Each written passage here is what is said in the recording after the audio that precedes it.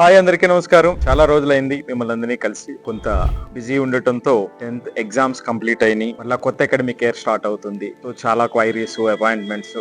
కానీ సిబిఎస్ఈ కొత్త రూల్ తీసుకురావటం మరలా మీ అందరితో ఆ యొక్క విషయాలను పంచుకోవాల్సినటువంటి సమయం ఆసన్నమైంది. రీసెంట్ గా 5 days క్రితము సిబిఎస్ఈ 9th క్లాస్ కి సంబంధించి ఒక మార్పులను తీసుకొచ్చింది. దీనికి సంబంధించి ఎటువంటి జాగ్రత్తలు తీసుకోవాలనేటువంటి విషయాన్ని చూద్దాం. మనం థర్డ్ లాంగ్వేజ్ అనేటువంటిది 6th క్లాస్ నుంచి మొదలవుతుంది. 6th, 7th, 8th, 9th అలాగా 2031 కి వచ్చేటప్పటికి కంప్లీట్ గా 3 లాంగ్వేజ్ సిస్టమ్ అనేటువంటిది అవుతుంది అనేటువంటిది మనం అందరూ చూసినటువంటి విషయం, రైట్?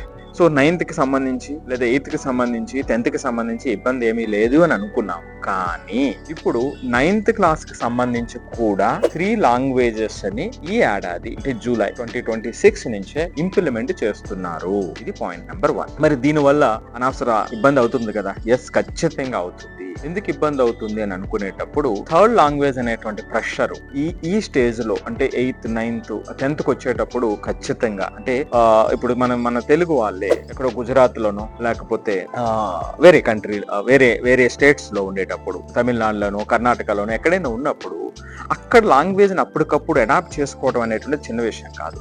చిన్నప్పటి నుంచి తీసుకోవడం వేరే, అప్పటికప్పుడు. ఇంకొక ప్రాబ్లం ఏమిటంటే ఆ లాంగ్వేజ్ మరలా వేరే ట్యూషన్కి వెళ్ళటం, పేరెంట్స్ కూడా తెలియదు కదా ఆ కొత్త లాంగ్వేజ్ అనేటువంటిది గైడ్ చేయడానికి. సో ఇది ఖచ్చితంగా చాలా ఇబ్బంది ఎదురవుతుంది. కానీ ఇక్కడ ఒక గుడ్ న్యూస్ ఏమిటంటే వీళ్ళకి ఈ ఎగ్జామ్ 9th లో థర్డ్ లాంగ్వేజ్ ఏదైతే తీసుకున్నారో 10th లో కంటిన్యూ అవుతుంది. కానీ 10th ఫైనల్ ఎగ్జామ్ రాయవలసిన అవసరం లేదు. థర్డ్ లాంగ్వేజ్ ఫైనల్ ఎగ్జామ్ రాయవలసిన అవసరం లేదు.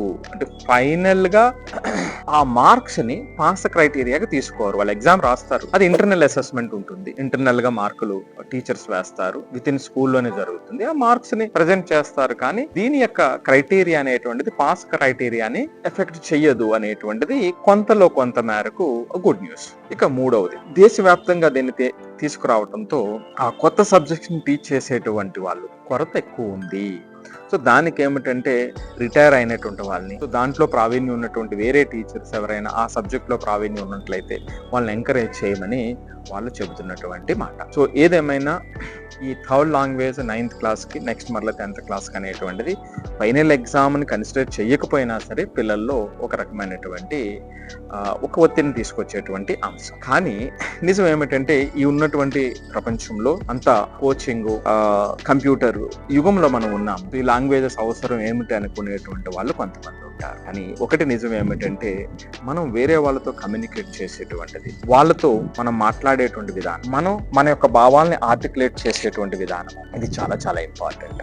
సో అది మన దగ్గర ఎంత ఇంటెలిజెన్స్ ఉన్నా, ఎంత టాలెంట్ ఉన్నా, ఎంత టెక్నాలజికల్ ఎక్స్పర్టీస్ ఉన్నా సరే అది వ్యక్తపరచకపోతే మనం ఛాన్సెస్ ని కోల్పోతాం. సో ఈ లాంగ్వేజ్ అనేటువంటిది ఆ భావ వ్యక్తీకరణకు మరింత ముఖ్యంగా ఆర్టికులేట్ చేయటానికి ఉపయోగపడేటువంటి ఒక గొప్ప విషయం.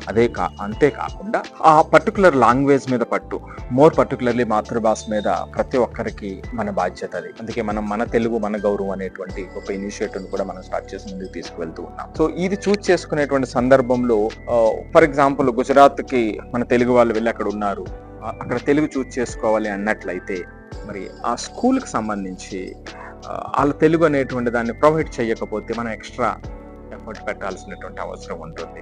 సో ఈ చిన్న చిన్న ఇబ్బందులు ఉంటాయి. సో మరి ఏదేమైనప్పటికీ ఈ ఇబ్బందుల్ని అధిగమించి ముందుకెళ్లేటువంటి విధంగా మనం నిర్ణయం తీసుకోవాలి. సో అంతేకాకుండా మనం ఇది వరకు అనౌన్స్ చేసినటువంటి సైన్స్ మ్యాథ్ లీప్ ఏదైతే ప్రోగ్రామ్ ఉందో ఇది చాలా విశేషమైనటువంటి స్పందన వచ్చింది. ఆ కాంపిటెన్సీ బేస్డ్ క్వశ్చన్స్ కి సంబంధించి ఖచ్చితంగా మా పిల్లలకు అందించాలనేటువంటి వ్యక్తపరిచినటువంటి పేరెంట్స్ అందరికీ కూడా అభినందనలు తెలియజేస్తూ ఆ డిమాండ్ మేరకు ఇంకొక షార్ట్ కోర్సును కూడా కొత్త బ్యాచెస్ ని మనం స్టార్ట్ చేయబోతూ ఉన్నాము.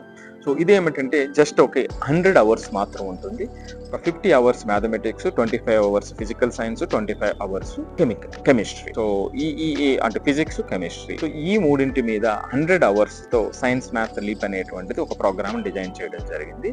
సో ఎవరైనా ఇంట్రెస్ట్ ఉన్నట్లయితే, అంటే ఈ 100 hours యొక్క ముఖ్య ఉద్దేశం ఏమిటంటే ఆ పిల్లల్లో ప్రాబ్లమ్ సాల్వింగ్ స్కిల్స్, అంతేకాకుండా సిబిఎస్ఈలో కాంపిటెన్సీ బేస్డ్ క్వశ్చన్స్ ఆన్సర్ చేయడానికి చేయడానికి కావాల్సినటువంటి స్కిల్స్ ని పెంపొందించడం దీని యొక్క ముఖ్యమైనటువంటి ఉద్దేశం. ఈ 100 hours కి సంబంధించినటువంటి సైన్స్ మ్యాథ్ లీప్ ఏదైనా ప్రోగ్రామ్ సంబంధించి మీకు అవసరం ఉన్నట్లయితే ఇమీడియట్ గా స్క్రీన్ మీద కనిపిస్తున్నటువంటి నెంబర్ కి కాల్ చేసి వివరాలని కనుక్కోండి. సో అంతేకాకుండా ఈ కాంపిటేటివ్ యుగంలో మన పిల్లలకు కావాల్సినటువంటి ఆ problem solving skills, logical skills, final గా ఆ critical skills through maths and science ఏదైతే అవసరం ఉంటుందో, ఏదైతే ఇంపార్టెన్స్ ఉంటుందో, ఏదైతే హెల్ప్ చేస్తుందో ఆ దూరంలో మనం ట్రైన్ చేసినటువంటి టీచర్స్ కొత్త దూరంలో ఆ ఇంట్రెస్ట్ ఎంగేజ్మెంట్ తో కూడినటువంటి విధంగా టీచ్ చేస్తారు. సో దీనికి సంబంధించి ఏదైనా మీకు కావాల్సినటువంటి సమాచారం, అవసరమైనటువంటి సమాచారం కోసం కామెంట్ చేయండి. లేదా CBSEకి సంబంధించి ఏదైనా డౌట్స్ ఉన్నట్లయితే అది కూడా కామెంట్ చేయండి. సో మేము ఈ యొక్క ప్రశ్నలకి సమాధానం ఇచ్చేటువంటి ప్రయత్నం తప్పనిసరిగా చేస్తాం. Thank you so much.